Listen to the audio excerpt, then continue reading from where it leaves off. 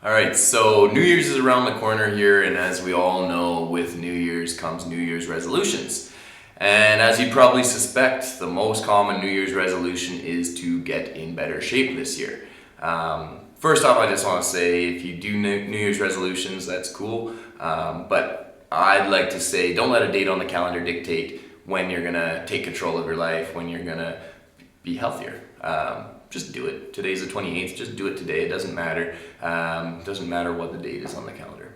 That being said, we're going to give you three of my best tips for basically just sticking with it this year, not falling off the wagon, as they say. Starting with set a real goal. So I think most people set a little bit of a goal for themselves when they're going to the gym. I want to lose 10 pounds in 10 weeks, that sort of a thing. And that's great. It's great that you set a timeline and something you can physically see. Smart goal setting. That's good. But I prefer when people set what I like to call a real goal, something that actually hits them right in there, right? So the people in my life who I've seen get the best results with their exercise are the people who have those real goals. And typically, for me, it's been the athletes and the women who are about to get married. So the athletes have a real purpose for being in the gym. I've got some friends who are trying to get pro contracts right now or just got pro contracts, so they're kicking butt. Maybe you're trying to start on your team, maybe you're just trying to improve for your rec league. That's cool, absolutely. That's a real goal that actually hits you and you actually want to be in the gym.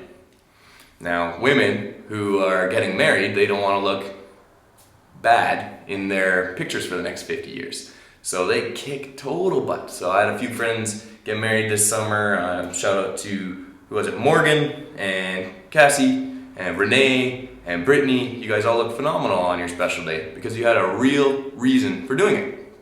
So that would be my guidance there. Even myself personally, and I'm very passionate about this stuff, I want to be in the gym every single day.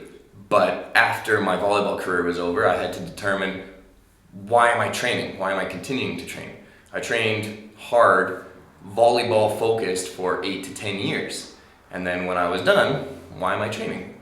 Well, for me, it actually came down to general health. So we see people all the time who retire at 55 or 60 years old. And then by the time they're 65, they haven't taken good enough care of themselves to actually be able to do anything.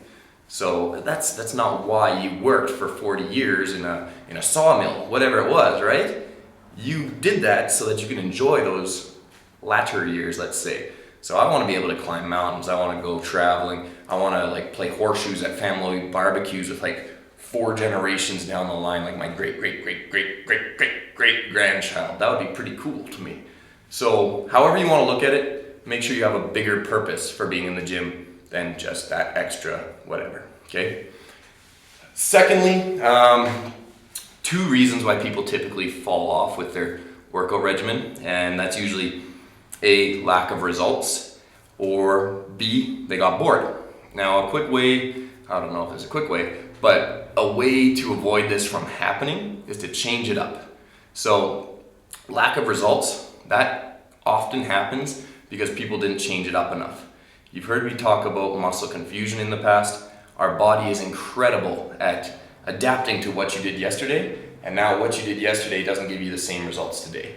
So we do need to be changing it up, increasing our reps, increasing our sets, changing our time under tension, tempo work, whatever it is, we gotta change it up. An extra 5 minutes on the treadmill if you like to finish off your day with a little cardio, whatever it is.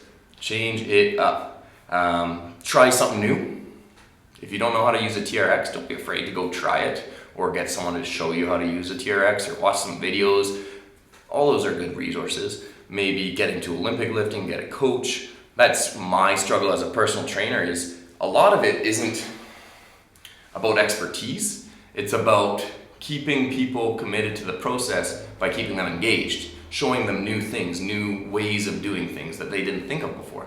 Anyone can sit down at a bench press and, right? You got that figured, that's fine. And that by switching it up, that actually keeps you from getting bored as well. So we address lack of results and boredom just by changing it up, arming yourself with new knowledge. Last one there is just going to be, just compete with yourself. Compete with yourself and no one else. One of my favorite quotes of all time as they pertain to working out would be Arnold Schwarzenegger. He said, "Don't worry if you see someone bigger than you, they've just been doing it longer." And that's true. It's just a process. Just stick with it. It's going to work. Compete with yourself. So have a logbook. Make sure that you're following the sciences. Once again, arm yourself with knowledge. Follow the sciences and make sure you are always improving day after day after day. If you're doing that, you cannot fail. If you're doing that and you're keeping consistent, you cannot fail. And we as humans do have an innate quality to compete with ourselves. We want to see that the hard work we're putting in is getting some kind of result. So why are we so fixated with that result being something on a scale, right? It can be your logbook. Every single day you can see you're getting results. So that's it. Hope you enjoyed. Like, share, contact me, hit me up for training. Peace.